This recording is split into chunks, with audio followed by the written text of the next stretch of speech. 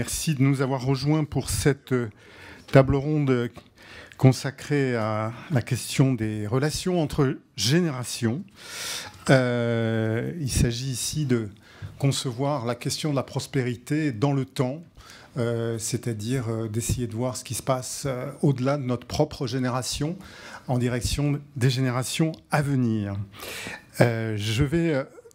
Vous savez que cette année, il y a une innovation dans l'organisation des rencontres d'Aix-en-Provence, puisque certaines des tables rondes sont introduites non pas par un économiste membre du cercle, mais par un étudiant.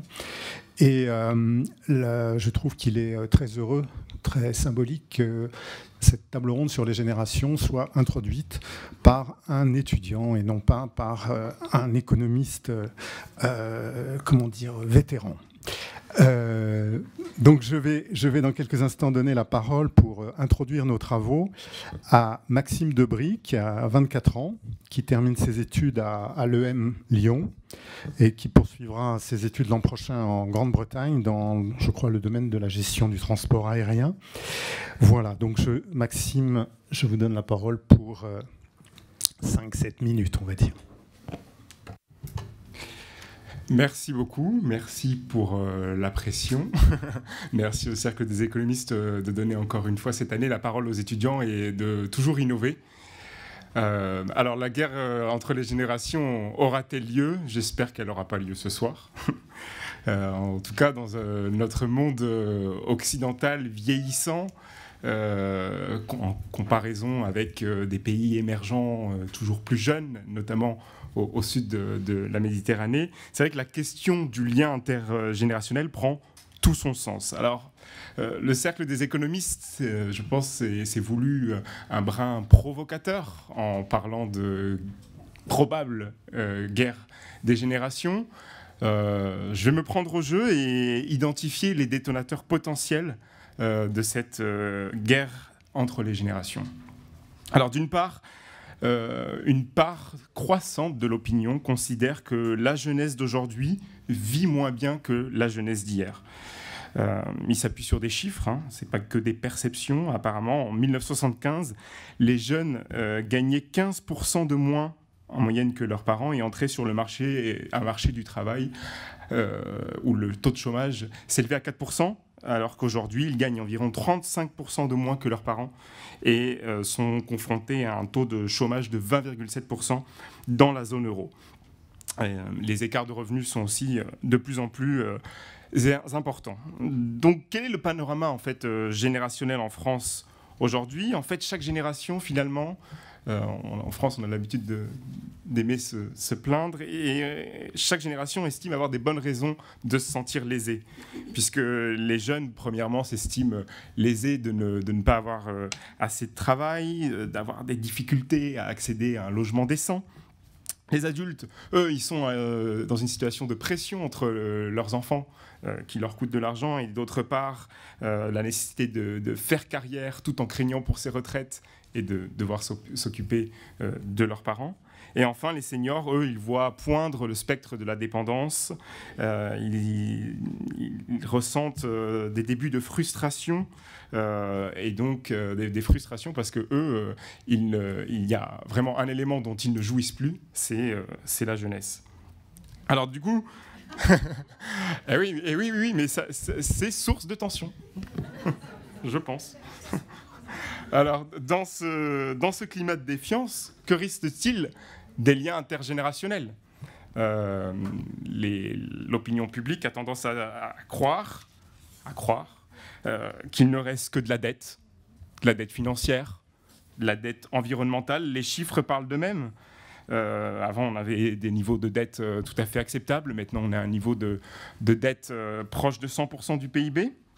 Et les émissions de gaz à effet de serre qui, au début du XXe siècle, étaient quasiment inexistantes, s'élèvent maintenant à près de 35 milliards de tonnes de CO2 par an.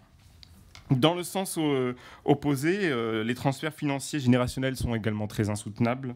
Le système de retraite, je laisserai les membres de ce panel qui sont beaucoup plus experts dans le domaine, est devenu difficilement soutenable dans notre système de répartition à cause d'un ratio retraité actif, nombre d'actifs qui diminue drastiquement. Mais c'est surtout une perte de confiance en l'avenir et une absence de lisibilité dans le système, comme le démontrera sans doute Monsieur Bozio, qui est problématique. Et ainsi, 80% des actifs qui ont été sondés dans une récente étude de la banque HSBC s'accordent sur le fait qu'ils seront confrontés, quoi qu'il arrive, à une baisse du niveau de pension. Et 61% des Français pensent que les millennials devront faire face à une croissance économique moindre que les générations précédentes. Voilà, je ne vais pas vous assommer avec plus de chiffres, et je vais tâcher d'être un peu plus positif maintenant, parce que si certains imaginent une guerre des générations, d'ailleurs, alors, pourquoi aura-t-elle ? Elle a peut-être déjà eu lieu, on en discutera peut-être. En tout cas, moi, je pense que les générations, en fait, on n'a pas trop à s'inquiéter, elles collaborent déjà. Notons d'ailleurs qu'individuellement, les gens sont très attachés à la valeur des relations entre les générations. Par exemple, un sondage BVA publié en 2016 démontre que 97% des Français âgés de plus de 18 ans et 98% des plus de 70 ans jugent qu'il est important de développer des liens entre les générations. Alors, n'attendons pas tout de l'État, et pour renforcer concrètement ces liens entre les générations, les entreprises sont vraiment à la pointe de ces rencontres entre générations.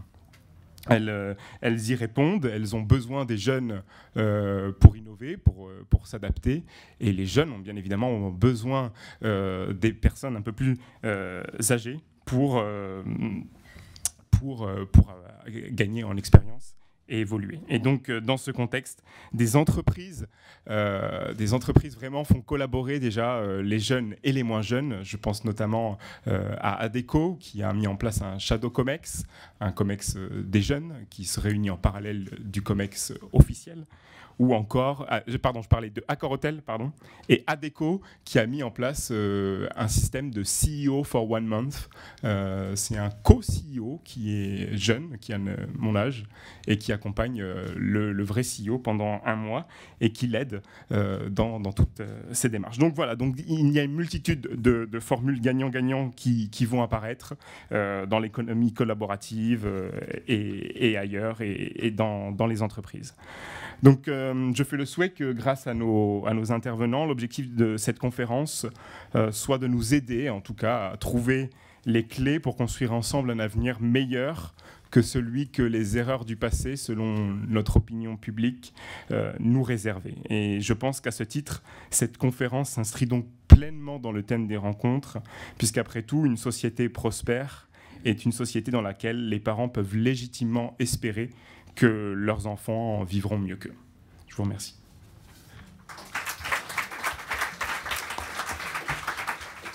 Merci beaucoup, Maxime. Maintenant, je vais vous présenter les 4 intervenants de ce panel dans l'ordre dans lequel ils s'exprimeront.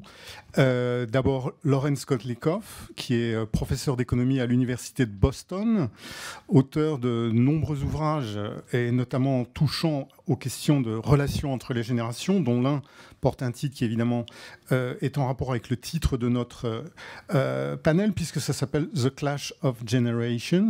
Vous avez été, Lawrence Kotlikoff, vous êtes consultant pour des institutions, des organisations internationales, des entreprises, des gouvernements. Je voudrais citer aussi le nom de votre dernier livre, le titre de votre dernier livre, qui est, si j'ai bien compris, un best-seller qui s'appelle Get What's Yours, The Secrets of Maxing Out Your Social Security Benefits. Voilà. Ensuite, je donnerai la parole à Antoine Bozio, qui est directeur de l'Institut des politiques publiques depuis 2011 au sein de l'École d'économie de Paris. Vous vous consacrez à l'évaluation des politiques publiques, et en particulier des systèmes de retraite. Vous avez étudié à Normal Sup, à Harvard. Vous avez fait une thèse de doctorat sur les réformes des retraites. Et on peut signaler enfin que vous êtes lauréat pour 2017 du prix du meilleur jeune économiste décerné par l'institution qui nous réunit à Aix, le Cercle des économistes, et le quotidien Le Monde. Mathieu Courtecuisse, diplômé de l'École nationale de la statistique et de l'administration économique, en 1999, à 26 ans, vous fondez SIA Partners, un cabinet de conseil en management et stratégie qui a pris un ascendant impressionnant sur ce secteur. Vous dirigez aujourd'hui une entreprise qui compte 1 millier de consultants dans une quinzaine de pays. Et on peut signaler aussi que vous avez créé récemment un fonds d'investissement dans de jeunes entreprises. Et enfin, Elsa Fornero, professeure d'économie à l'Université de Turin, qui a, elle aussi, mené de nombreux travaux sur les systèmes de protection sociale et de retraite. Elsa Fornero, de 2011 à 2013, vous avez été ministre dans le gouvernement de Mario Monti, en charge du travail, des politiques sociales et de l'égalité des chances. Et à ce titre, vous avez élaboré et commencé la mise en œuvre de réformes importantes dans le domaine des retraites et du droit du travail. Voilà, donc je vais tout de suite donner la parole à Lorenz Kotlikoff pour 7 minutes. Well, it's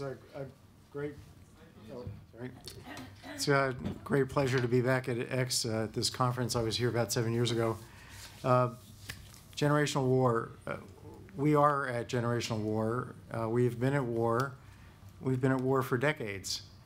And it's a slow, continuing, hard-fought war. It's a one-sided war. And it's a war between older generations, like my own generation, the baby boom generation, and generations that are older than my generation, and generations that are passed away. We've all been engaged in taking from the young and giving to the old. Now we're taking from the young and giving to ourselves, those in the baby boom generation. And the enemy in this war between older people and dead older people is our children and our grandchildren and all generations yet to come. And it's not just one big happy family. If you look at the data, I mean, it's a nice vision, Maxime, but it's not the reality. Yes, there's some kids living with their parents or some parents helping their kids, but in the main, we have a picture that's not unlike what you see in Argentina over the last century, which is a country that had a per capita GDP that was the 5th highest in the world, that went from a developed country down to a developing country because of successive generations and governments, older generations, electing politicians who would take from the young, give to the old, and that process leads to more consumption by the entire country because the older are high consumers. They've got high propensities to consume because they're close to death, so they want to get everything in their mouths before they pass away as soon as possible. And you're taking from them, from younger people and people who aren't yet born, giving to older people. That leads to more consumption, less national investment and saving, and less growth and lower wages. And this is in large part why a country like ours, for example, in the US, we've seen stagnant wages, real wages, for the last 4 decades. Real wages today in our country are not much higher than they were in 1945. Maxim was quoting some numbers about the decline in the relative wages of younger people. The decline in the relative consumption of younger people is equally striking. So the facts are really quite clear that that what economics predicts, economic theory, of taking from younger generations, giving to older generations who really do not care about younger people or future generations. I'm not saying that's true in every country. The more homogeneous a country we're talking about, maybe Sweden or Norway, they may have some more generational altruism. But if you take a heterogeneous country like my own, there's not really any operative generational altruism going on in terms of the data at the micro level, the macro level.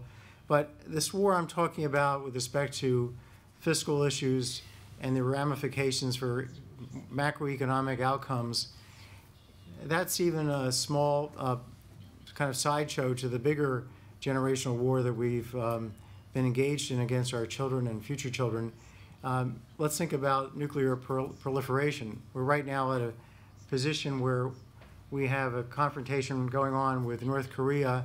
If we don't really get tough militarily with North Korea, they won't be in a position to put every child in probably the planet at risk of having a crazy person push the button. And we certainly have a lot of crazy leaders, including one in my own country, ready to push buttons. So successive generations, successive presidents trying to get through their terms of office, trying to get reelected, trying to make sure that older people are the big voters, younger people and future generations don't basically vote. Well, they don't, people aren't yet born, obviously don't vote. So we have a very undemocratic political system when you look at it generationally speaking, and they're being left at an enormous risk of nuclear war or even just nuclear waste. We've got 270,000 tons of nuclear waste where we don't have a really safe place to put it around the globe. We've seen massive nuclear accidents in Chernobyl, Fukushima. Chernobyl is an area the size of Switzerland that cannot be used for 300 years. Japan's about 9 Switzerlands. So, and they've got 55 reactors, most of which are on the ocean. There could be new Fukushimas if they restart. As Maxim was suggesting, we're slowly but surely destroying our climate. One of my colleagues at Boston University, Shelley Glashow, who's one of the top, maybe the top physicists in the world, he told me casually the other day, I was asking him what he thinks of the climate change situation. He says, if we continue going the way we are in 100 year, in the year 2100, actually 2200, in about 200 years, we're going to have sea levels that are 100 feet higher than they are today. This is the top physicist in the world. He wasn't trying to impress anybody in Congress or with his statement. He's just telling me what he believes. And we know that global warming is predicted to kill about a quarter of the Earth's species, animal species. We're permitting, without even talking about it, a global population expansion that's going to add 2.6 billion, more than 2.6 billion people in the next 40 years. That's 2 Chinas. So we're adding about a new Germany every year in terms of population growth. There's a total population explosion. Nobody's discussing it. Nobody's talking about the dirty energy footprint of all that.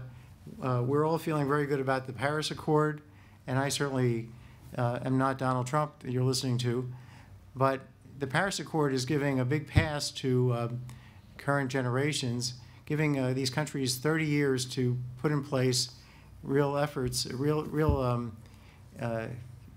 policies that would really stop the use of dirty energy.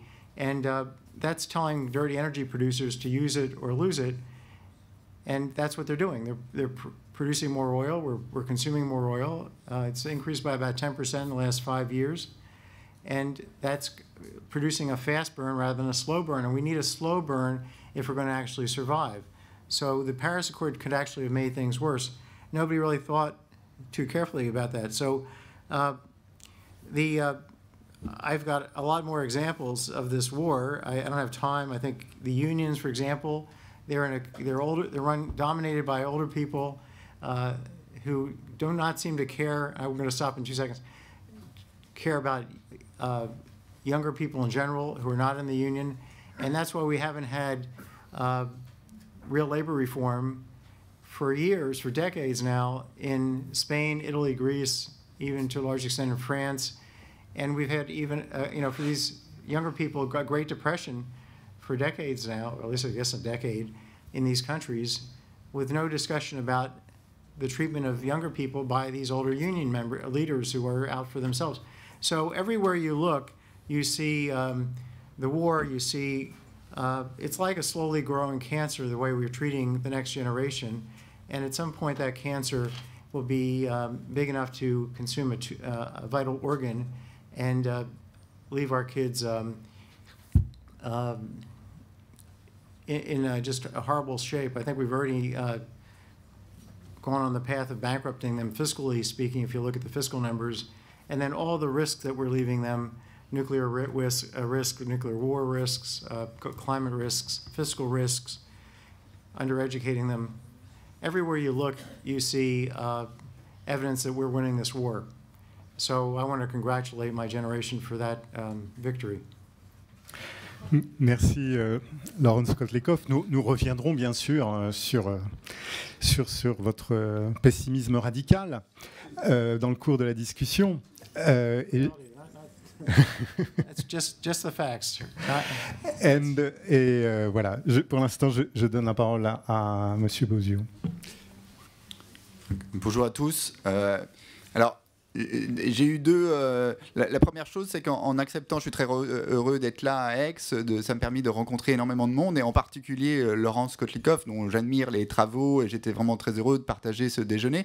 Et en même temps, je suis très embêté parce que je ne partage pas la vision pessimiste Laurence. Donc, je vais être obligé, juste après lui, après avoir le plaisir de le rencontrer pour la première fois, de dire que non, les faits ne permettent pas de dire qu'il y a une guerre des générations. Le mot guerre, ça veut dire violence, ça veut dire qu'il y a des morts, ça veut dire il se passe des choses. Je ne crois pas qu'on peut comparer les discussions qui se passent aujourd'hui sur les débats entre générations, sur le financement en général de types de protection sociale qu'on veut avoir, avec une guerre entre les générations. Il y a toujours eu des formes de friction entre les générations, où chaque nouvelle génération rejetait les vieilles pratiques de la plus ancienne, la génération du baby-boom. L'actuelle génération a elle-même fait ses révoltes contre les générations précédentes et voulait renverser la table. Qu'est-ce qu'on peut dire aujourd'hui ? On n'est pas vraiment sur le type de guerre tel qu'on pourrait le dire. Qu'est-ce qu'on a aujourd'hui, effectivement ? C'est qu'on a eu une pensée depuis très longtemps, depuis l'après-guerre, où convaincu très largement que chaque génération nouvelle aurait une situation économique meilleure, progresserait en termes d'espérance de vie, en termes de santé, en termes de qualité, et que nos enfants auront un avenir meilleur à chaque fois. Et c'était quelque chose de très très fort dans l'après-guerre, d'imaginer qu'après ces guerres horribles, après ce que nos grands-parents avaient subi, on allait rentrer dans une Europe de paix, qui allait bâtir la prospérité, et que cette prospérité allait augmenter de génération en génération. Et ce qui s'est passé depuis, on va dire, une vingtaine d'années, c'est qu'avec le ralentissement de la croissance, avec l'augmentation du chômage, qui a touché en particulier les plus jeunes, avec tout un tas de modifications du système économique, on a l'impression que petit à petit, en fait, cette grande idée de progrès ne serait plus vraie, qui serait possible, et que même qu'on arrive à penser qu'en fait les générations les plus jeunes seraient moins bien loties que la dernière génération qui a profité, la génération du baby-boom, celle-là encore, du plein emploi, de l'augmentation des prix immobiliers, finalement d'un système de retraite généreux dans lequel elle a pu bénéficier avant que les réformes la touchent, et que d'une certaine façon, aujourd'hui, si on parle de la pauvreté en France, c'est plus la pauvreté telle qu'elle était après 1945, la pauvreté des plus vieux, c'est la pauvreté des jeunes. Si on parle aujourd'hui des problèmes d'accès au logement, ce n'est plus les problèmes d'accès au logement des seniors, c'est les problèmes d'accès des plus jeunes, leur capacité à avoir le même type de logement, la même taille de logement que celle qu'ont pu avoir leurs parents. Alors, c'est cet ensemble de faits qui laissent à penser que, du coup, il y a une division entre générations qui s'est fait jour. Alors, à mon sens, ce type d'évolution, c'est pas tant un problème d'opposition entre les générations que, en fait, de la bonne adaptation de notre système au sens large de protection sociale pour prendre en compte un bouleversement majeur qui est le vieillissement de la population. Le vieillissement de la population, c'est pas quelque chose juste en faveur des vieux. Les jeunes vont vivre plus longtemps aussi. Nous allons vivre d'ailleurs beaucoup plus longtemps que vous. Et nos enfants vont vivre probablement encore plus longtemps que nous. Et donc, cet énorme gain qui fait que finalement, cet énorme gain d'espérance de vie, ce n'est pas une bonne nouvelle uniquement pour les seniors, c'est une bonne nouvelle pour l'ensemble des plus jeunes générations. Mais par contre, ce qui est vrai, c'est que ça a conduit à transformer fortement la façon dont notre système socio-fiscal, au sens large, a donné beaucoup plus de poids à la redistribution en faveur des personnes les plus âgées, via le système de retraite en particulier, mais via aujourd'hui les dépenses de santé, via demain les dépenses de prise en charge de la dépendance, et que lorsqu'on fait le bilan, et comme souvent les bilans qu'ont fait Laurence Kotlikoff, des transferts de plus importants des plus jeunes générations vers les générations ou les personnes les plus âgées. Et donc, pour moi, c'est là on arrive au sujet auquel je tiens à cœur, c'est le sujet de la question des retraites, parce que le système de retraite, et en particulier dans le cas français, c'est un des gros piliers de ces transferts intergénérationnels. Alors là, j'aimerais vous rappeler d'abord ce qui s'est passé en France, ou dans d'autres pays européens d'ailleurs, comme après la guerre. Après la guerre, avec une très forte inflation, les épargnants qui étaient les personnes âgées étaient ruinés. Donc la question qu'il a dû se poser, de prendre après, en 1945, c'est est-ce qu'on laisse mourir ces vieilles générations, ou est-ce qu'on arrive à leur faire des transferts? Et on a mis en place des systèmes par répartition qui ont effectué des transferts très forts des actifs vis-à-vis des personnes de ces anciennes générations. Pourquoi? Pour en fait payer la guerre, pour payer les 2 guerres mondiales que nous avons subies en Europe.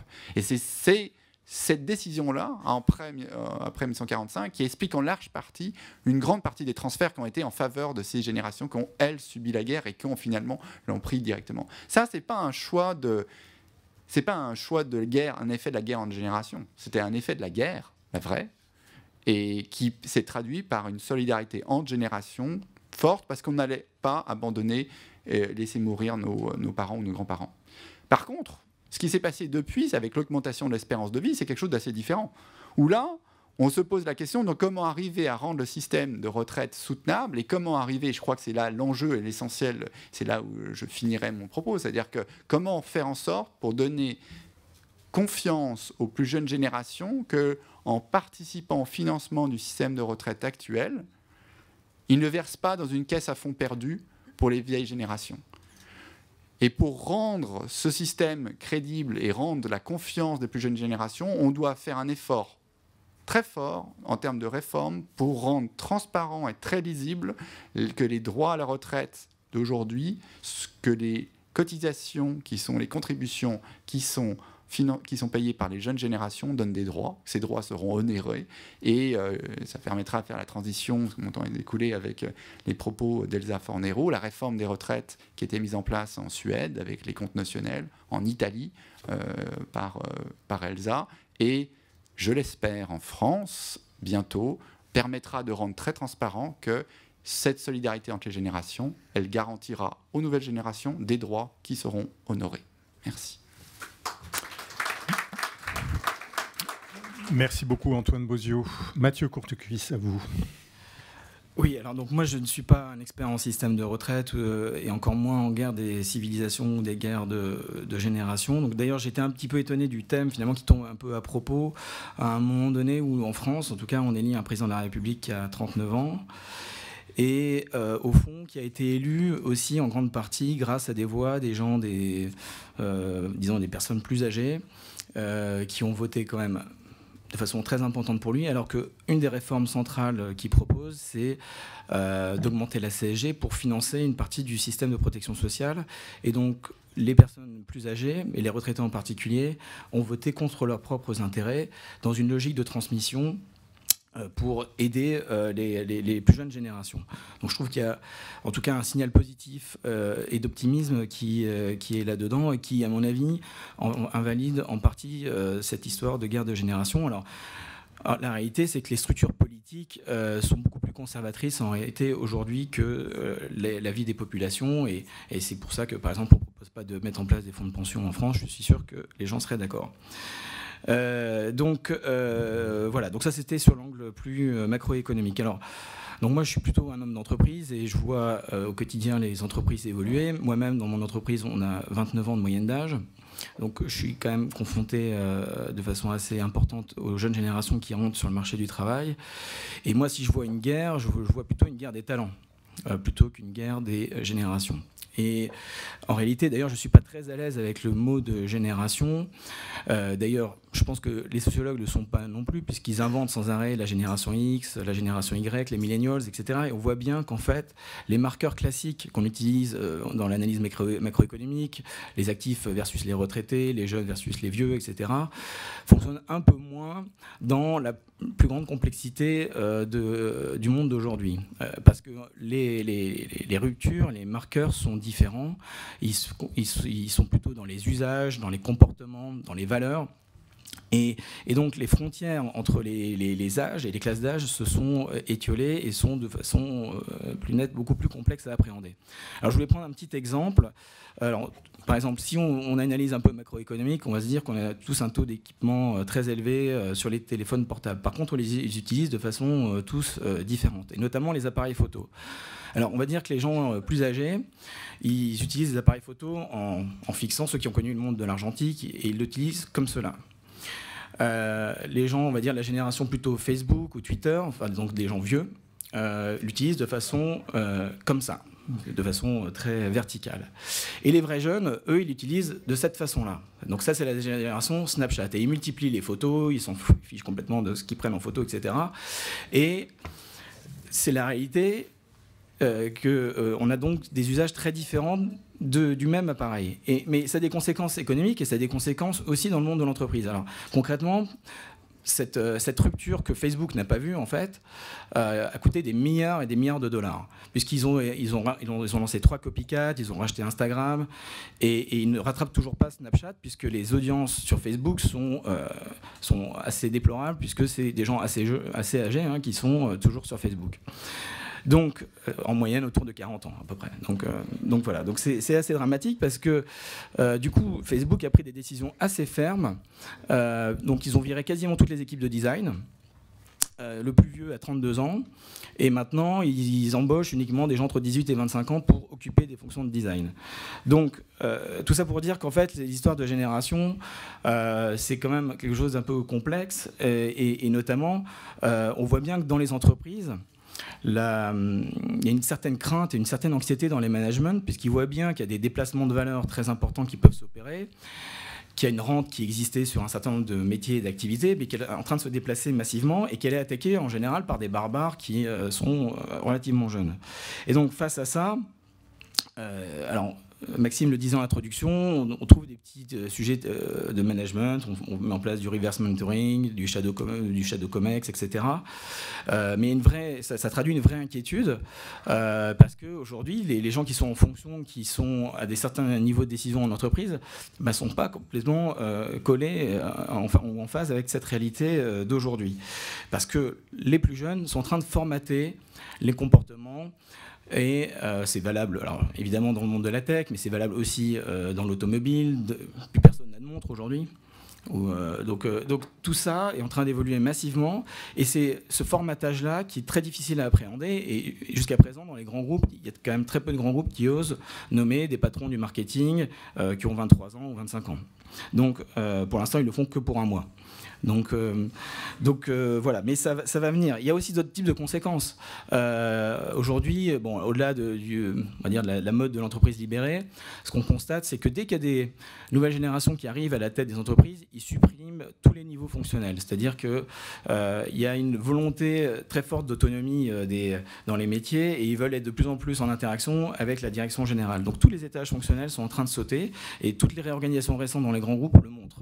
Donc on voit bien qu'il y a cette influence des valeurs qui viennent des plus jeunes générations qui remontent dans la chaîne managériale. Et pour conclure aussi, il y a aussi évidemment le souhait dans la plupart des groupes de créer des écosystèmes innovants au travers d'incubateurs, d'accélérateurs, de fonds de corporate venture, etc. Alors aujourd'hui, on ne sait pas si ça fonctionne parce que la réalité, c'est que si on regarde en particulier aux États-Unis, il y a quand même très peu de success stories qui ont été développés dans ce contexte-là. Donc c'est à visualiser, mais il y a un vrai défi dans les entreprises. Donc c'est plutôt la guerre des talents et je suis très optimiste moi pour les plus jeunes. D'ailleurs qu'ils soient diplômés ou moins diplômés, parce que tous ces usages, au fond, c'est pas forcément le diplôme qui va réaliser la qualité de l'appréhension de ces nouvelles ruptures. Merci beaucoup. Madame Fornero, vous avez la parole. Merci. comme je suis italien, je devrais parler en français, mais si je parle en français, je parle trop lentement et ce n'est pas compatible avec les 7 minutes. Alors, j'espère que vous m'excusez, mais je parlerai en anglais, pas en italien. Alors,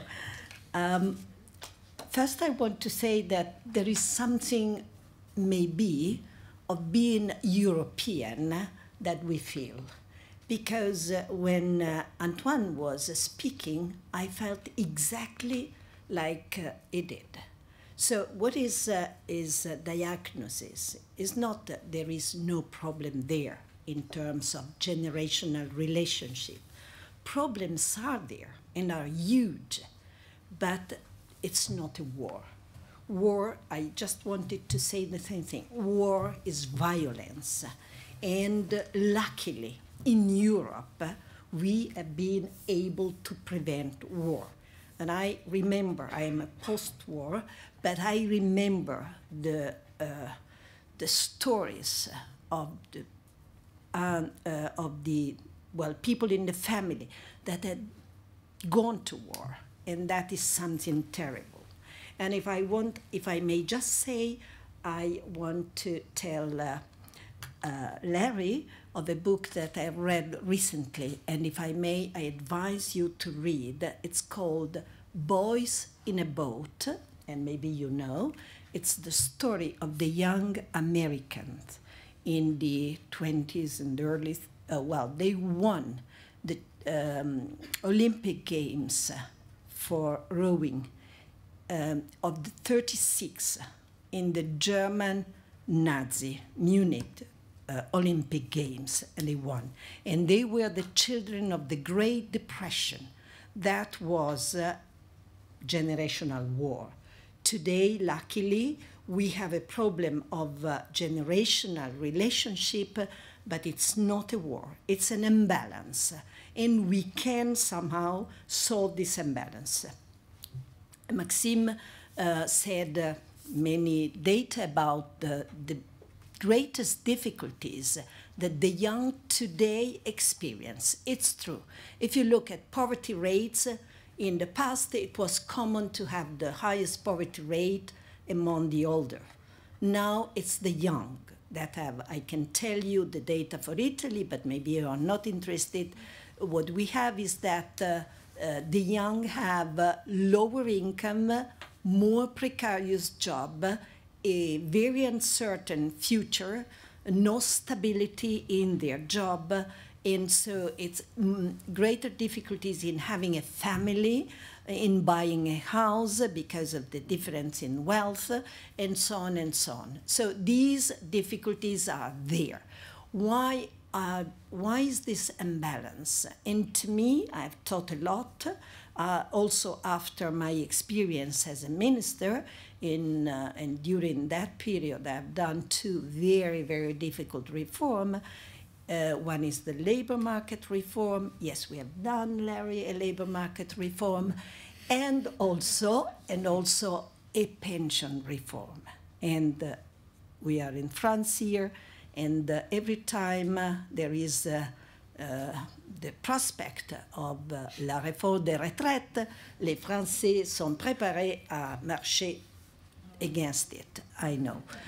In any case, I've done the 2 reforms, and I can tell you, those reforms were exactly in the spirit of rebalancing the generational relationship.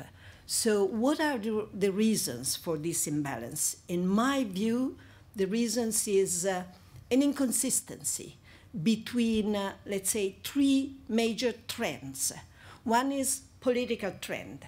Policy is more and more concentrated in the short run because of the succession of elections and all the difficulties of political parties. And so when they promise something to the generation that weigh most in terms of vote, and these are certainly not the young generation and even less future generations. So the tendency of policymakers to concentrate on something which is for the short run. Then there is the economy, and the economy is, of course, undergoing important structural changes, globalization. We are globalized and we have to manage globalization. We cannot do without managing globalization. And this comes with the problem of refugees. All these problems are interconnected, and migrants. And then there is what Antoine has already mentioned, the demographic transition. And this is a slow process, but it is certain. It does not have a lot of uncertainty. We know the numbers and we know the prospects. So how can we make consistency between short-run policies and long-run problems, structural problems? And here you would say it's constitution that have to protect future generations. It's our because we are democracies.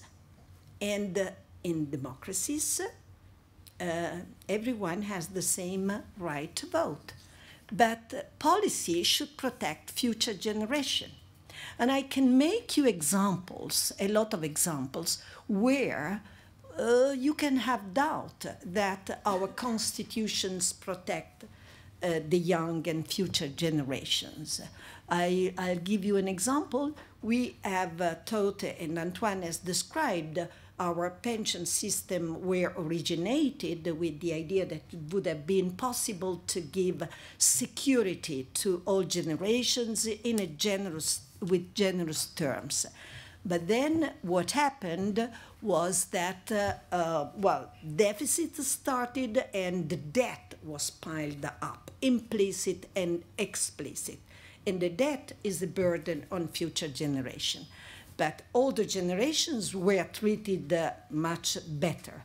And you would think that for somebody, this is just right, because they are, let's say, the weak segment of generation. But for somebody else, it's a privilege, clear privilege.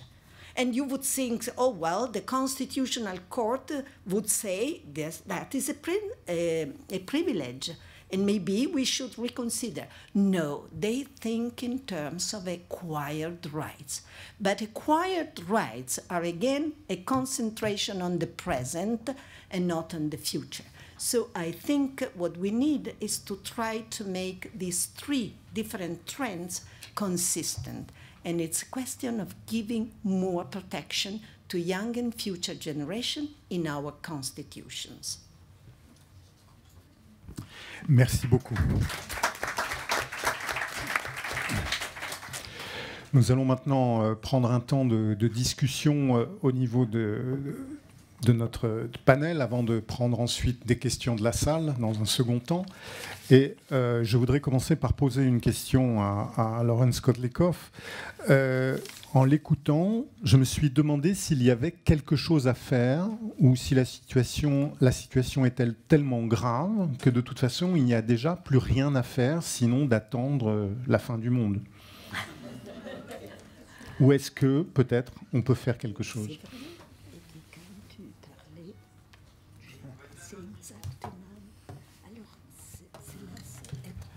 Well, I think there are certainly you have to start where you're at, and where we're at. You know, if you look at where France is at right now, it's living with new young people coming along are facing. Somebody told me tax rates around 57%. I think that's an average tax rate, not a marginal rate.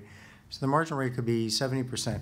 So there's very little room for whether it's Macron or Hollande or any Marine Pen, very little room to fix things economically without hurting older people, because and they had to hand over money to their parents, and they were promised this, and you know, you can't go after people that are dead. So that's the really evil, pernicious part of this, that each generation is taking from the next generation and leaving the opportunities to fix things smaller and smaller. You know, you're just shrinking that set of what can be done to fix things. Now, I have written a book about how to fix the U.S. fiscal system and Social Security and health care and education. It's right on my website. It's called You're Hired. It's not You're Fired. But I don't think we can just make statements like it's the way our system reacts, or that this whole transfer, systematic transfer from young to the old that's happened in Europe and that's left France with these very high taxes, that's happened in the U.S., it's happening in China and Japan and South Korea, terribly underwater fiscally speaking. You can't say that this was all done to help the 3% or so of the populations that were really fighting in World War II. If you look at the U.S. history, when we had the biggest expansion of our social insurance programs, the biggest transfer increases to the elderly, it was in the 50s and 60s and early 70s when World War II veterans were just starting to retire. The older ones, the younger ones were 20 years away from retiring. And so this transfer, if you just look at the facts, was really to the existing set of old people that had nothing to do with the war. So then there's this notion that somehow life expectancy is increasing around the world, and therefore younger people are better off. Well, the latest data from the National Academy of Sciences in the U.S. shows life expectancy is declining, at least for the middle class and poor. Life expectancy in Russia has gone down. So there's no guarantee that life expectancy is going to rise everywhere. And if you have people starving throughout for an extra 10 years, that's not going to necessarily help them. So I'm not sure that we should think the life expectancy means, we have to think about the counterfactual. What if we had not taken so much from young people and given so much to all the old people, middle class, rich, and Warren Buffett is getting big transfers through our system that he realizes that he doesn't need, but he's getting probably $50,000 a year in benefits every year. His wife is probably getting $50,000. That's $100,000 per capita. GDP is about 50 million. Sorry, 50,000, not billion. So let me just respond to Elsa. So war is violence. Well, I think saying that we're at war with our children, we're at economic war with our children. We're leaving them risks. So we have all these different mechanisms. We're switching the tax structure from taxing asset income to taxing wages. That's what we've been doing for about 20 years or so in the U.S. with our tax reforms. Moving away from consumption taxation, which we should have gone to. So, and it's different in every country. Now, Ilsa did great work as a minister. She should become the prime minister of Italy. That's her next job. And she's, but she had to take where things were and do the best to make things generationally fair. The same with the Dutch. They just had a big debate for months and years over how to fix their pension system so it would be fair, somewhat fairer to the young. But the fact of the matter is the young are getting screwed there and in Italy and in France. You cannot get around the fact that the world would be a whole lot different if all those countries had acted like Singapore, which is that each generation had to pay its own way. If they'd acted the way Thomas Jefferson and George Washington said we should act when it comes to generational morality, which is not to leave debts to the next generation, if they'd acted that way, we would not be talking here about generational war. And I think it is a war. I don't think anybody should confuse, yes, there's lots of people, there's different types of war. And we should not shy away from this term because we love our grandparents. They haven't helped us out as much as we think. Thank you. Antoine Bozio, est-ce que je voudrais que vous nous parliez un petit peu de l'idée de réforme du système de retraite en France sur lequel vous avez réfléchi, travaillé et proposé, l'idée des comptes notionnels. Est-ce que politiquement, ça vous paraît praticable dans la France d'aujourd'hui de mettre en place une telle réforme ? Alors, il y a un candidat qui a repris cette proposition et il a été élu. Alors, je ne sais pas si on est totalement une démocratie, mais c'est quand même, a priori, un un signe. Souvent, ça fait pour une dizaine d'années, donc j'avais écrit un livre avec Thomas Piketty en 2008 qui proposait une telle réforme. Donc à l'époque, la réponse était, on nous disait, non mais vous savez, Monsieur Bozio, j'ai gentil, mais on n'est pas des Suédois, nous. Alors, ce qui voulait dire, genre, sous-entendu, nous, en France, on n'est pas capable, comme les Suédois, d'avoir un débat, d'essayer de régler les problèmes et de faire ça. On n'est pas des Suédois, on est des Gaulois. Et en même temps, vous voyez, à côté de nous, on a Elsa, et les Romains, pas les Gaulois, ils ont fait... alors, ils ont dû prendre là plusieurs fois, mais ça n'a pas été facile, hein, Elsa, pour en témoigner. Mais d'une certaine façon, il y a quelque chose aujourd'hui qui me semble plus, finalement, que vous voyez, la Suède, l'Italie, peut-être la France, d'arriver à faire quelque chose qui est de l'ordre d'un nouveau modèle social européen où en fait les droits vont pouvoir être garantis, vont pouvoir être passés d'un pays à l'autre beaucoup plus facilement parce que ça sera beaucoup plus facile. Donc moi j'ai beaucoup, alors c'est peut-être l'esprit du moment, en ce moment en France ou en Europe, mais d'être assez positif sur notre capacité réelle à aborder de front ces problèmes, à les résoudre. Et donc, moi, je crois pas vraiment qu'on est dans une situation où on va se retrouver avec des conflits. Je pense qu'on est tout à fait capable de faire une telle réforme et de la faire très bien. Y compris, juste pour le plaisir d'insister un peu, y compris les régimes spéciaux, par exemple ? Y compris les régimes spéciaux. Parce que, y compris les régimes spéciaux, il faut d'abord dire que les régimes spéciaux, en fait, ils ont déjà eu des formes de réforme. Alors, très complexes, en gardant des centres de spécificité, mais qui ont fait que la plupart des nouveaux salariés dans les régimes spéciaux n'ont pas du tout les mêmes conditions de retraite. Donc, il ne faut pas dire non plus rien n'a été fait avant. Il y a eu tout un processus pour arriver, mais simplement, je crois qu'on est au stade où on est mûr pour passer à quelque chose où on transforme fondamentalement le système pour rendre de façon très transparente que les règles sont les mêmes pour tout le monde, et que ces règles, du coup, pour faire l'évolution et la garantie, finalement, que le système reste soutenable à long terme. Et je crois que... je ne suis pas en train de dire, d'ailleurs, que ce que disait Laurent Skotlikov, c'est très important qu'on arrive à faire ces réformes pour arriver à donner un système qui devienne soutenable et dont les dettes implicites et explicites ne continuent pas de croître de façon permanente. Mais c'est quand même des choses sur lesquelles on a foncièrement tous intérêt à ce que ça... soit une réussite, et je pense qu'on a la capacité réelle, collective, de pouvoir les mettre en place. Merci. N'hésitez pas à réagir les uns et les autres, hein, si vous souhaitez. Si vous me permettez juste de répondre à Laurent Skotlikov sur le point sur la guerre. Ce que je voulais dire tout à l'heure, c'est pas qu'on a mis en place les systèmes de retraite en répartition en Europe après la guerre pour récompenser les veterans, ceux qui avaient vraiment participé à la guerre.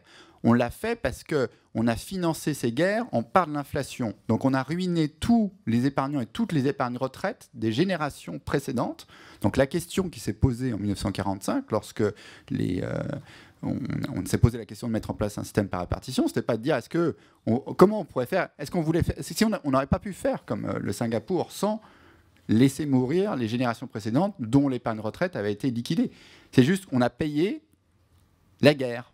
Vraiment, parce qu'on a financé ces deux guerres mondiales par de l'inflation, et donc c'est bien les générations précédentes. Donc ces transferts-là étaient vraiment pour payer la guerre, et je ne crois pas que ça n'empêche pas les points qui ont été faits par la suite d'augmentation de la générosité du système dans les années 60, 70, qui ont été des formes d'augmentation telles que décrites, mais je crois qu'au départ, on ne peut pas juger la mise en place des systèmes par répartition en France, en Allemagne, sans la relation avec la façon dont on a financé les deux guerres mondiales.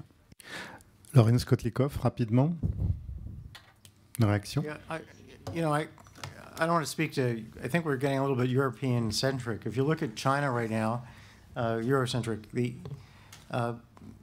have a pension system, a pay-as-you-go pension system they adopted from probably your example in France, or our example in the US, Bismarck's example in Germany, which is going to leave them, because they're probably going to expand that to pay-as-you-go healthcare, and this is going to leave future Chinese with much higher tax rates because of the demographics. You've got a lot more older people than younger people because of the One China policy.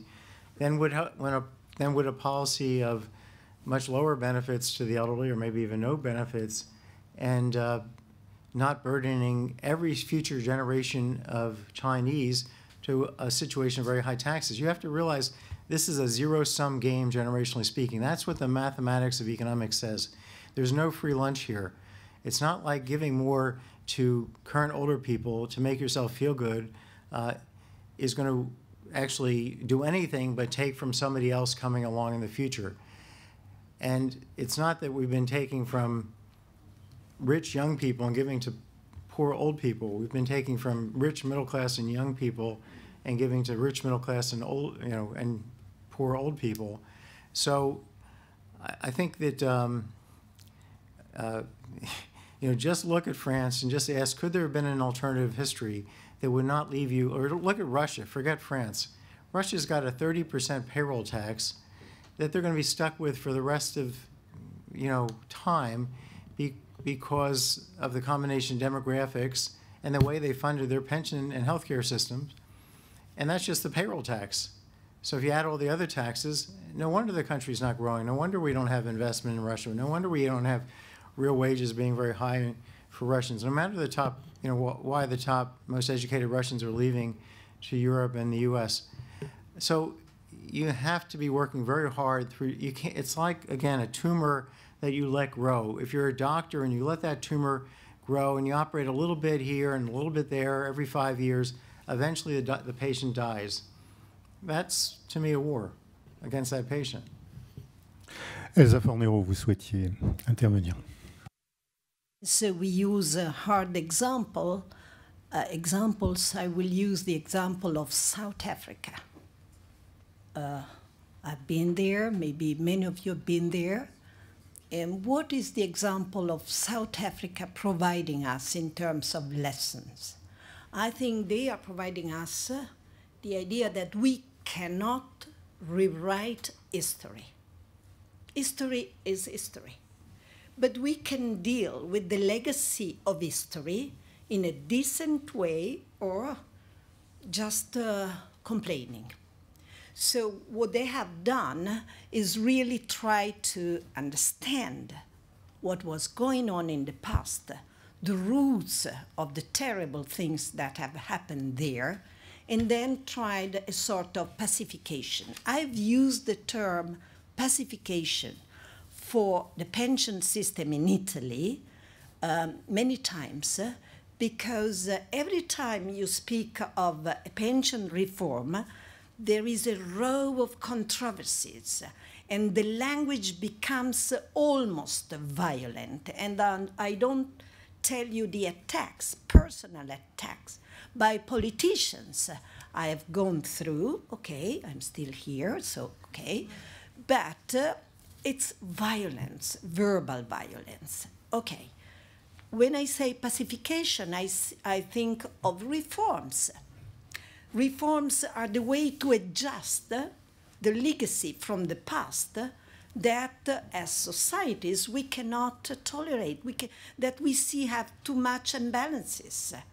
But reforms here is something of a problem that I have somehow understood, because people think reforms as something technical, because the World Bank, the IMF, the OECD, the European Union, the governments, they all say, oh, we need reforms, as if it was some kind of surgery in society that fixes everything. And you take an expert, it does the reform, and everything is settled. No.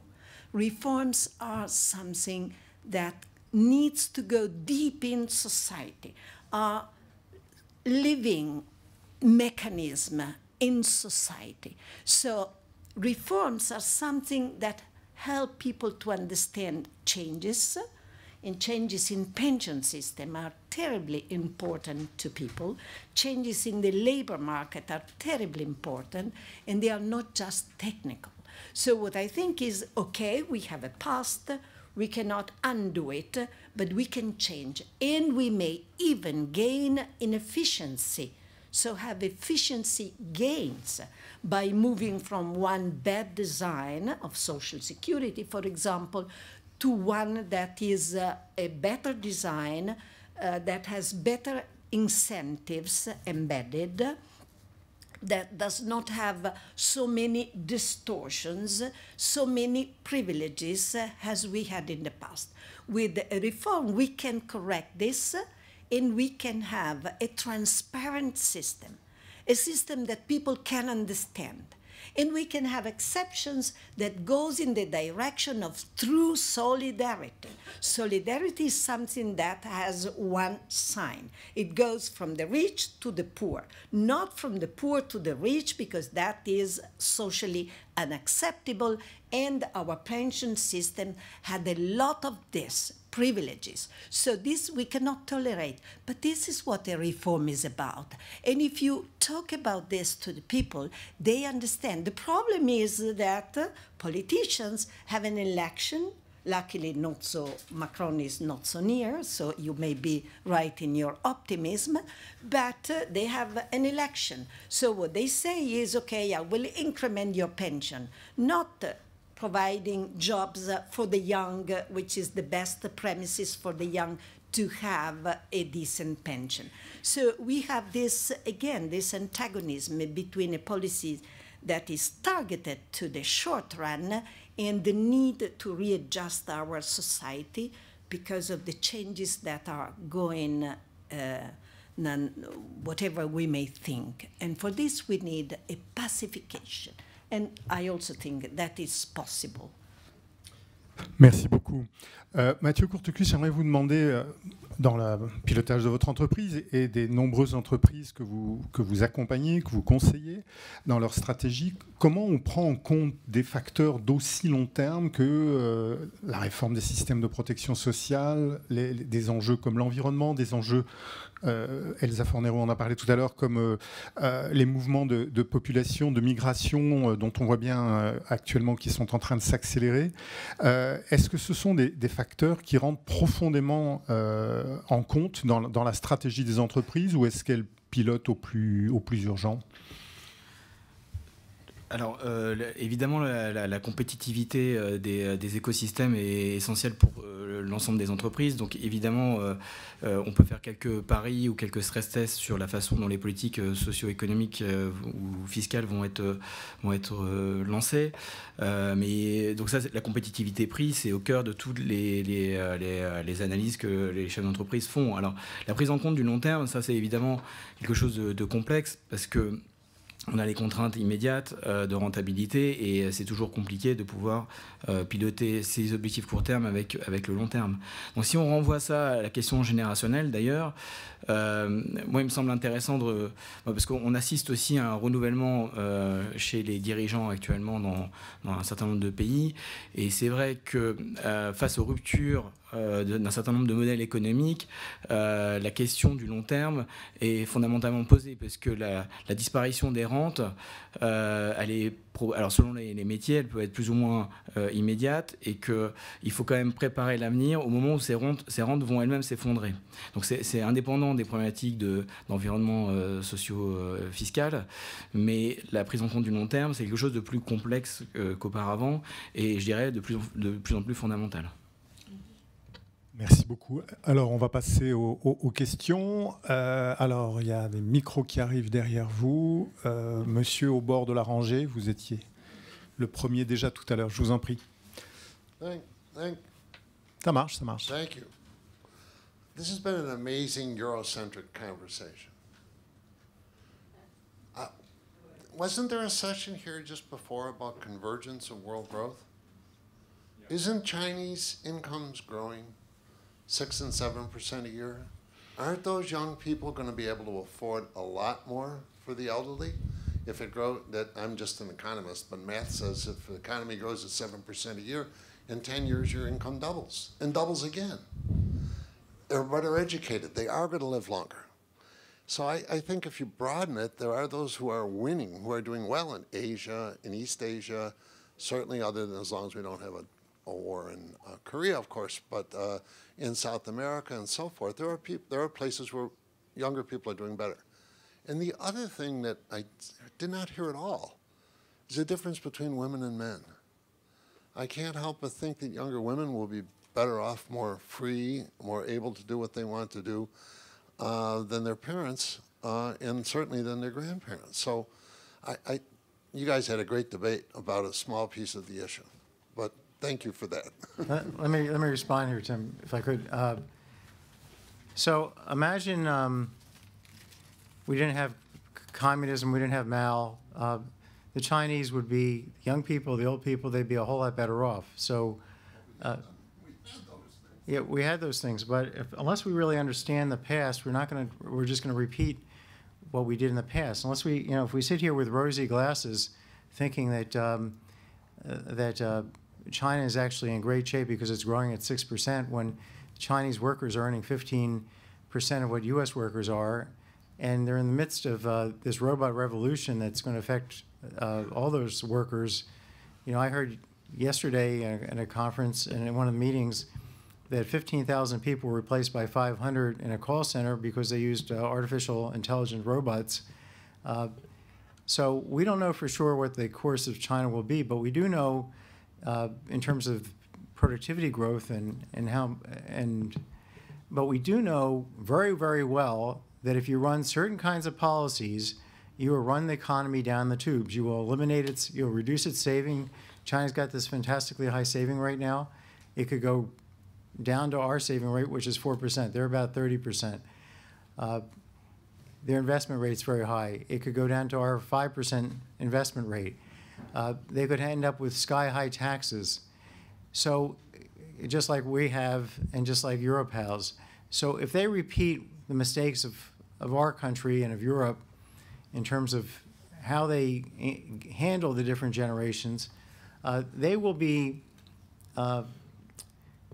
leaving future generations, every single future Chinese person ever to show up on the earth, they will be condemning them to a much lower living standard than if they don't. This is a matter of transition. You can sit here and say there's, what do you call it, pacification, or that we got the situation and we're going to just do the best we can to make sure everybody's happy as well as possible.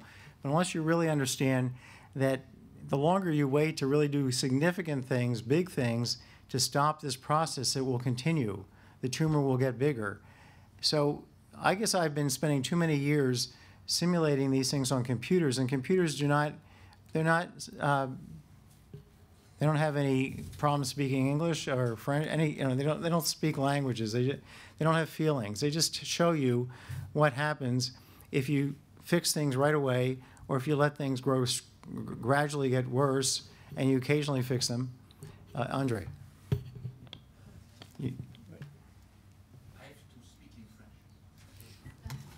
So you agree with me? Alors, première remarque très courte, il y a quand même une ambivalence des rapports entre générations. C'est à la fois des rapports de coopération, de partage, et en même temps de domination, de violence. Il faut prendre les deux ensemble. Quand Larry dit « Don't shoot, we are your parents », en fait, ils sont quand même les parents, même si effectivement, ce n'est pas une excuse. Deuxièmement, sur les réformes des retraites, très rapidement dans les rapports entre générations, une réforme des retraites ne touche pas les retraités. Et on voit qu'en France, il peut y avoir un cynisme. Gardez-moi mon pouvoir d'achat des retraites, ou même le pouvoir d'achat relatif par rapport au salaire, et faisons une réforme très dure pour les générations suivantes, de telle manière que le système reste solvable. Et dernier point, si on veut faire des faits comme l'ordinateur de Larry, si on prend les pays européens, essentiellement par exemple la France, le circuit des transferts entre générations, les transferts au plus de 60 ans, dette, santé, retraite, etc., font maintenant plus de 20% du PIB chaque année. Ils ont doublé en 30 ans. Les transferts privés descendants de flow of bequest, les transmissions, font maintenant plus de 10% du PIB chaque année. Elles ont également doublé en 30 ans. Et donc la question qui se pose, évidemment, c'est se tourner du côté de Piketty. Pourquoi pas utiliser le patrimoine des plus âgés pour rembourser la dette? C'est exactement ce que dit Piketty. Je ne dis pas que je suis d'accord, mais il est impossible de ne pas tenir compte du patrimoine et de ne pas répondre à cette question du doublement du circuit des transferts publics ascendants et priver descendants, y compris de manière néolibérale, en disant on va diminuer les transferts publics aux plus âgés et on va augmenter l'épargne des jeunes, peu importe. Mais il faut quand même répondre à ce type de problème qui concerne aussi les patrimoines. Elsa Fornero, vous souhaitiez réagir? Ah non. You said, André, when you have a pension reform, the past is past, okay? But here there is the question I just mentioned, the question of privileges. We had a long discussion in Italy because when we passed from what we called a defined benefit method of calculating pension benefits to one which is called defined contribution, we said it's from now on, okay? But then you have many pensions that have been awarded where you get, for example, 100 and you pay 20, okay? So there is a huge mismatch between the contribution that you paid in and the benefits that you receive. This is where the pacification is necessary, because if the pension is rather low and where an agreement has to be reached, because if the pension is rather low, for example, in Italy, we have old people working in agriculture. They paid almost nothing, and they receive a low pension, which is a present, because they didn't pay for. But it's low, so maybe, okay, forget about this. This is past. But when you have a pension which is very high, then perhaps asking for a contribution, a solidarity contribution, that is the right thing to do. So you have socially to define a level and then say below the level, okay, forget. But above the level, given the situation we are in, where money is little and where you have to ask workers to live longer.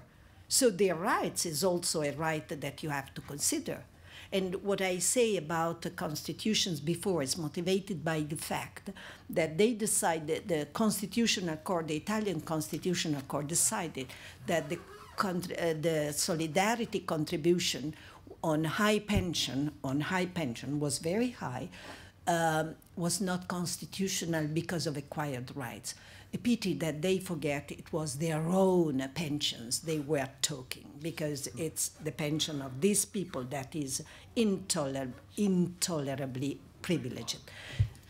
Another very, very small thing about women, of course, we have, there is the nice girl here saying your time ended. I had something to say about women, it's true, but it was not possible. And well, allez-y, allez-y. Allez-y. Okay, I did in Italy another, part of the reform was to make the same, to have the same pension age for both men and women. You know what the reaction was? This from a woman. This from a woman. So what is the idea behind? The idea, for me, from my perspective, is, okay, we want equal opportunities in the labor market. That is equality of treatment. We don't want, let's say, ex post, nice, paternalistic compensation, which is exactly what was granted to women and which backfired on women working career. Because if you retire very early, I remind you that in Italy it was a law was voted in the late 80s allowing women to retire with 14 years and 6 months of seniority. That meant women that were in their 30s, okay? That is, and we still have these women because they are alive, lucky for them, and we're still paying small pensions, but it's entirely present. We call them baby pensions. And the Constitution say, oh, no, no, you cannot cancel because those are acquired right.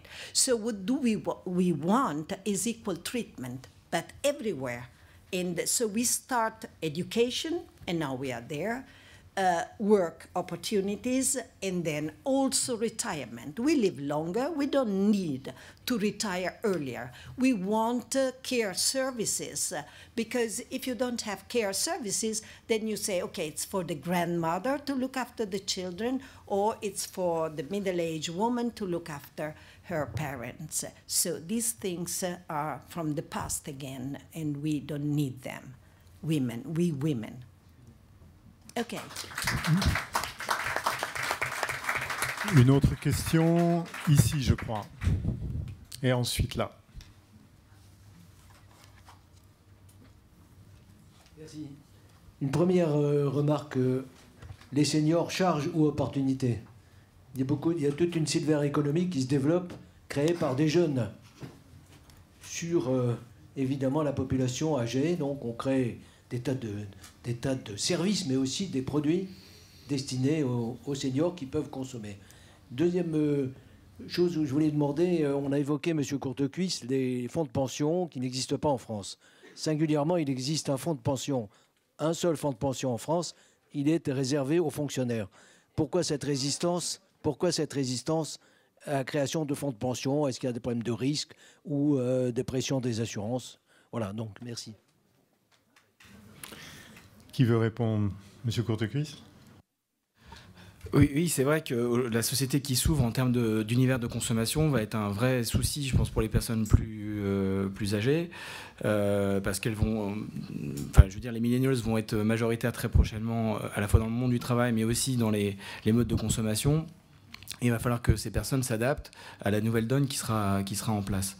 Après, leur positionnement dans le marché du travail, là aussi sera un challenge, à mon avis, de plus en plus important. Donc, alors on parle de la silver economy, etc., de nouveaux services de solidarité, voire même de colocation entre des jeunes et des moins jeunes, etc. Enfin, il y a plein de nouveaux formats qu'il faudra inventer pour que, effectivement, ce volet intégrationniste reste valable entre les différentes générations. Et je pense que ce sera le gros du sujet, beaucoup plus que la réalité du financement des systèmes de retraite. Après, sur le volet, là vous faites référence au système qui existe pour les fonctionnaires de l'éducation nationale, l'après-fonds.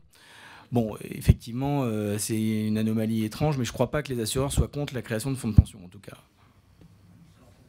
Pourquoi? Je crois que les rapports, alors je ne suis pas économiste, mais les rapports de l'OCDE disent qu'il faudrait calibrer à 30% en moyenne, ça serait le système idéal, 30% sur les fonds de pension versus 70% sur les régimes de répartition. C'est vrai que c'est dommage que les deux principaux candidats de la dernière élection en France n'aient pas proposé ça, parce qu'il y avait, je pense, un espace pour le faire. Et bon, on est parti sur une autre voie, donc c'est un peu dommage. Est-ce qu'on peut le connaître, le taux d'épargne des Français actuels? Je crois qu'il est de 17% ou quelque chose comme ça, donc c'est très significatif. 15-16, voilà. C'est quasiment l'équivalent de la dette. Bon, je crois qu'on a 1600 milliards, quelque chose comme ça, en épargne. Mais bon, là, je ne sais pas exactement, mais... Assurance vie. Alors, une dernière question. Une dernière, donc je vais partir un peu en dehors du domaine économique pour revenir sur un autre point de vue, sur le point de vue du dialogue plutôt entre générations. Donc je m'explique, je suis un membre de la Parole aux étudiants. J'ai été invité par le cercle des économistes ici, mais je m'excuse d'avance du caractère un peu provocateur de ma question. Et donc voilà, j'ai pu assister aux différentes conférences, j'ai pu même poser quelques questions, mais il me semble que ce que j'ai le plus appris, je l'ai appris quand j'ai parlé, quand j'ai réussi à récupérer à force de héler quelques intervenants et que j'ai pu leur poser des questions supplémentaires, que j'ai pu avoir un dialogue. Et j'ai eu la sensation, en parlant avec certaines autres personnes, que à ce niveau-là, il y a peut-être un problème de génération, dans le sens où j'ai l'impression que la génération précédente était très attachée à la hiérarchie et au protocole, et que du coup, c'était très difficile de les avoir et de dialoguer avec eux, entre guillemets, d'égal à égal, alors que, on n'est pas non plus complètement inaptes à la compréhension. Enfin, alors c'est très difficile de les attraper. On mange pas avec eux. Enfin, voilà. Enfin, je sais pas si vous comprenez le sens de la question. J'ai l'impression qu'il y a un problème au niveau du dialogue, dans le sens où nous on veut bien dialoguer, mais c'est très difficile. Enfin, j'ai la sensation que c'est très difficile de vous avoir, d'avoir les personnes plus, comment dire, d'une autre génération, accessible. Ouais. Enfin voilà, c'est pas seulement à cette conférence. Enfin, je précise, j'ai pris cette conférence comme point de départ, mais c'est beaucoup plus général. Ça se retrouve dans le système des entreprises, ça se retrouve un peu partout. Hein. Genre. Est-ce que quelqu'un veut réagir? Maxime? J'introduis leur réponse, qui ne se défausse pas seulement sur moi. Non, t'inquiète pas, je suis la preuve que c'est possible. On a échangé un petit peu avant, et puis là, c'est aussi l'occasion d'échanger. Et je suis pas payé pour dire ce que je vais dire, mais le cercle des économistes est quand même... nous offre quand même une superbe opportunité de pouvoir échanger. Enfin, toi tu trouves qu'on n'a pas échangé, mais du moins comprendre, parce que nous on a nos propres réflexions. Alors apparemment on n'a plus nos réflexions sur Facebook maintenant, mais sur Snap. Voilà. Et donc c'est aussi un moyen de comprendre les réflexions des générations qui ne sont pas les nôtres. Donc ne t'inquiète pas, et puis si tu reviens l'année prochaine, peut-être que tu seras à ma place. et j'avais juste, peut-être en guise de conclusion, un dernier commentaire. De ce que j'ai entendu à cette table, j'ai l'impression que dans tous les domaines, quand même, il y a urgence à réformer et à rééquilibrer ces rapports entre générations. J'ai l'impression que c'est pas assez ressorti, mais moi c'est ce que j'ai ressenti en écoutant Mathieu Courtecuisse qui parle d'entreprise. On parle quand même de Facebook qui a l'air dépassé. Donc, qui aurait pu imaginer que Facebook se fasse doubler? Donc, il y a une pression concurrentielle au niveau économique. Il y a une pression migratoire, comme l'a rappelé Elsa Fornero, qui menace encore davantage nos structures de marché du travail et nos systèmes de pension. Et enfin, je le rappelle quand même, il y a une urgence climatique qui est un résultat que ce soit un héritage ou pas d'ailleurs, parce qu'on continue à polluer beaucoup trop notre planète, jeunes comme moins jeunes. Et là, on doit tous se retrousser les manches ensemble pour avoir une plus belle planète, sans vouloir paraphraser qui que ce soit. Merci. Mathieu Courtecuisse. Oui, non, juste un mot, j'aimerais bien récupérer ton CV, s'il te plaît. Merci. Voilà, écoutez, en tout cas, voilà, on assiste à une mutation aussi des rencontres économiques au travers d'une conversation comme celle-là, parce qu'effectivement, la présence d'un étudiant à la tribune est une innovation. Et j'imagine que c'est quelque chose qui va continuer à évoluer dans les années à venir, et il faut s'en réjouir. Merci à tous de votre présence et de votre attention.